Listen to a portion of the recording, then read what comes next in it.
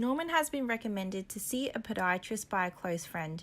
He complains of pain in the bottom of the foot at the centre of the heel bone.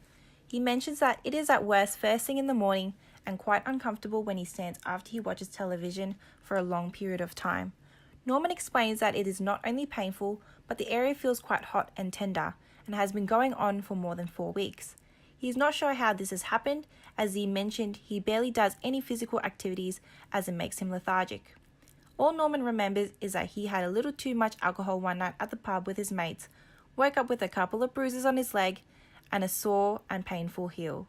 Norman likes to go out about his day barefoot. However, since his heel pain, he has started to wear thongs. Norman is 65 years old, weighs 105 kilos, and is 162 centimeters tall. His BMI is 40, which is considered obese, where the suggested healthy weight for him ranges from 48.6 kilos to 65.3. He is a single Indigenous Australian male that has been retired for the last 10 years. Norman loves to drink at his local pub and smokes 1 pack of cigarettes a day.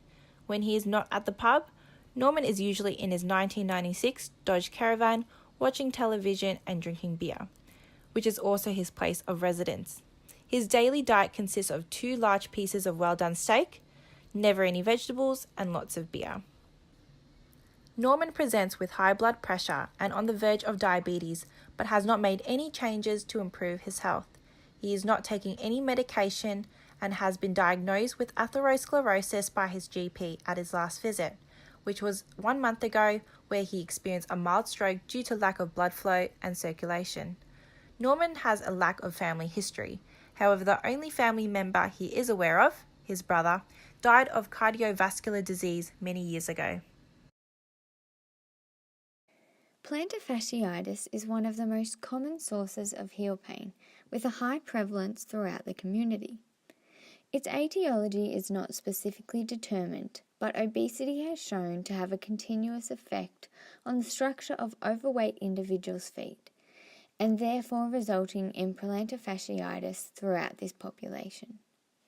There are many hypothesized causative factors of chronic foot pain, and a recent study by Damien Irving conveyed that obesity and pronated foot posture are risk factors for experiencing this chronic plantar fasciitis. The plantar fascia is an aponeurosis that assists in supporting the arch of the plantar surface of the foot.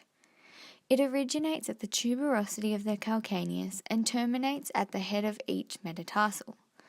Although it runs almost the entirety of the plantar surface of the foot, plantar fasciitis normally affects patients in the heel area of the foot rather than affecting the whole surface. Obesity is likely to be a main causative factor contributing to Norman suffering from plantar fasciitis. He doesn't maintain a balanced diet and a healthy lifestyle, which have led to him becoming overweight. Contributing to Norman's weight is likely to be his unhealthy drinking and smoking habits. Although obesity is the main impact on Norman's foot health status, other factors such as his poor choice of footwear, poor hygiene habits, and lifestyle factors such as living arrangements and lack of education around the importance of health and healthcare are affecting his ability to understand the impact that they have on his weight and therefore his feet. In simple terms, Norman's obesity can be explained as he is consuming more energy than he is expelling. This can be a slight imbalance each day but can accumulate over the course of years. However, it is more complicated than this, as abdominal obesity can act as an endocrine organ, producing its own adipokines, which modulate metabolic processes in the body and can over time interact with long-term modulators such as insulin. Obesity is linked to the gene-environment interaction. Individuals contain genes which predispose them to obesity, but it is an environmental trigger which activates the expression of these genes and puts certain people at higher risk of becoming obese. Today's environment has changed dramatically from hundreds of years ago. Food is always available and accessible, and our lifestyles have become increasingly sedentary. However, our biological makeup has not changed over time. Hundreds of years ago, food was not so accessible, so there were times of fasting. Today we eat every day and our bodies don't have time to process all the glucose and hence it gets stored as excess. This excess adipose tissue puts extra stress on our bodies, particularly the feet as they support our whole body. Due to greater mechanical loading, the foot changes structure as well as function to accommodate and in turn causes pain. Obesity is likely to be a risk factor for CPHP as individuals with increased adipose tissue experience high vertical forces under the heel during gait, leading to high internal stresses in the heel, which may lead to soft tissue damage as well as flattening of the foot, stretching the plantar fascia and causing pain. Foot pain can also lead to obesity, as if you have foot pain, you are less likely to undertake physical activity as weight bearing increases symptoms. Evidence suggests that obesity can have a profound effect on the foot and its soft tissue structures such as tendon, fascia, and cartilage. Studies have documented that there is a strong correlation between obesity and plantar fasciitis. The plantar fascia is primarily responsible for distributing weight and absorbing the impact from daily activities. Plantar fasciitis is more severe for individuals who are overweight, as carrying more weight dramatically increases the impact of everyday activities.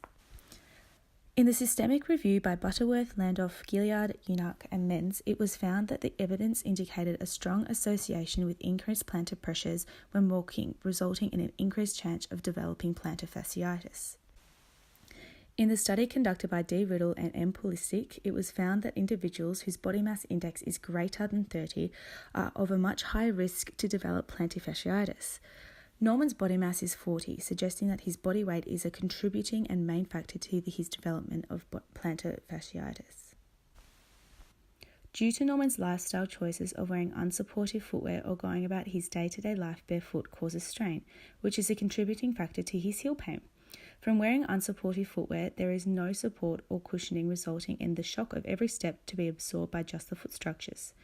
In the study by D. Sign, it was found that those who wore no shoes or shoes with little support and cushioning developed strong heel pain, resulting in plantar fasciitis. Norman's lifestyle choices, including footwear, could be the causative factors of his CPHP, but his obesity is the main risk factor which needs to be addressed. The podiatrist would first address his presenting complaint of callous and non-healing wounds via debridement and appropriate cleaning and dressing of wounds. Educating Norman on good hygiene practices and appropriate footwear is very important, otherwise callus and wounds are likely to persist. Resting and icing of his feet would alleviate the symptoms of plantar fasciitis.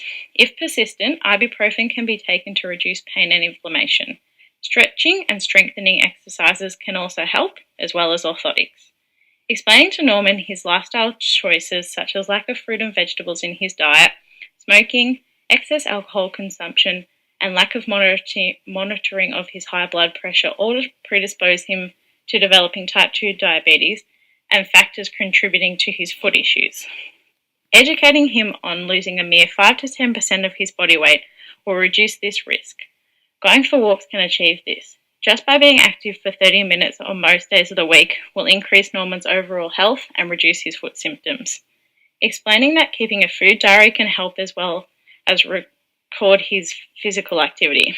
Options further down the track can include pharmaceutical intervention and, if at very high risk, bariatric surgery.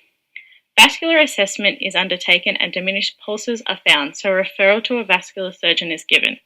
Referral to a GP as another source to monitor lifestyle choices and to prescribe high blood pressure medication and ASO intervention is also done.